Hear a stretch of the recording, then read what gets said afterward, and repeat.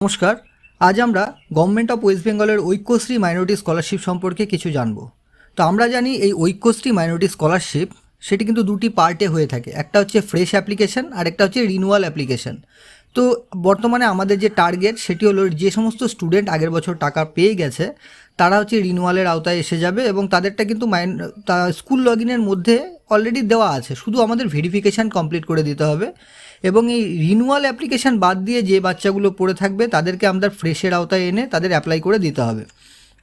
তো আমরা আজ জানবো যে কী করে রিনিউয়াল অ্যাপ্লিকেশানগুলো আমরা খুব তাড়াতাড়ি ভেরিফাই করে দিতে পারি, যাতে সেই প্রসেসটা আমাদের কমপ্লিট হয়ে যায় এবং পরবর্তীতে ফ্রেশের জন্য আমরা আবার পুনরায় প্রসেস করতে পারি।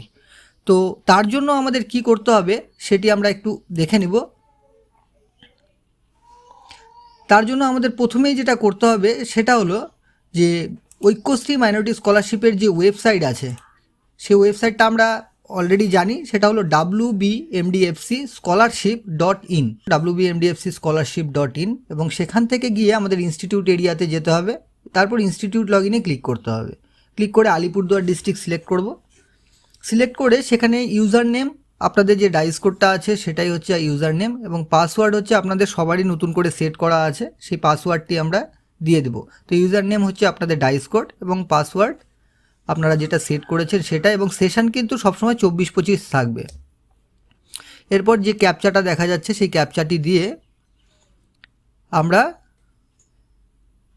লগ ইন যখনই করব, লগ ইন করলেই দেখবেন একটি ওটিপি চলে গেছে নোডাল টিচারের মোবাইলে। সেই ওটিপিটা দিলেই আপনাদের যে মেন ড্যাশবোর্ড সেটা খুলে যাবে, যেখানে দেখবেন লেখা থাকবে টোটাল পেন্ডিং অ্যাপ্লিকেশান। দেখুন এখানে 8টি অ্যাপ্লিকেশান পেন্ডিং দেখাচ্ছে। এরপর এখানে এই আপনার ড্যাশবোর্ডটা আছে, এখানে ভেরিফিকেশান এরিয়াতে চলে যাব। নন ভেরিফাইড লিস্ট নিউ আর একটা হচ্ছে ভেরিফাইড লিস্ট রিনিউ, দুটো অপশন পেয়ে যাবেন। তো আমাদের দেখেন দুটো আছে, নন ভেরিফাইড লিস্ট নিউ আর নন ভেরিফাইড লিস্ট রিনিউ। তো আমাদের নন ভেরিফাইড লিস্ট রিনিউয়ে ক্লিক করব।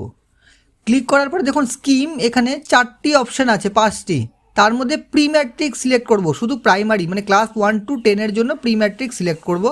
করলে এই পাশে দেখুন সমস্ত স্টুডেন্টগুলো দেখাচ্ছে এবং পাশে ভেরিফাই লেখা আছে। ভেরিফাইয়ে ক্লিক করলেই এখানে student type day scholar, verification status verify এবং পার্সেন্টেজ অফ মার্কস দিয়ে এই যে টিক মার্কগুলো অপশান আছে, টিক মার্কগুলো টিক করে দিয়ে আমরা এটা সাবমিট করে দেব।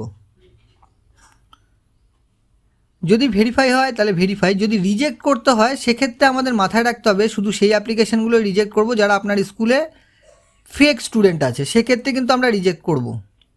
কিন্তু বেশিরভাগ ক্ষেত্রে আমাদেরকে ডিফেক্ট করে দিতে হবে যারা আপনার স্কুল থেকে বেরিয়ে গেছে, কারণ যদি রিজেক্ট করেন তাহলে কিন্তু তাদের যে ব্যাঙ্ক অ্যাকাউন্ট আছে সেই ব্যাঙ্ক অ্যাকাউন্টটা কিন্তু লক হয়ে যাবে। তো আমরা ডিফেক্ট করব এবং একটা পার্টিকুলার রিজন সেখানে রিমার্কসে আমরা দিয়ে দিব ডিফেক্ট করে।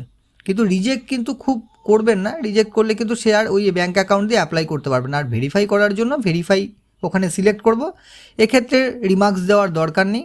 পার্সেন্টেজ অফ মার্কসটি দিয়ে আমরা নিচে সাবমিট বাটনে ক্লিক করে দেব।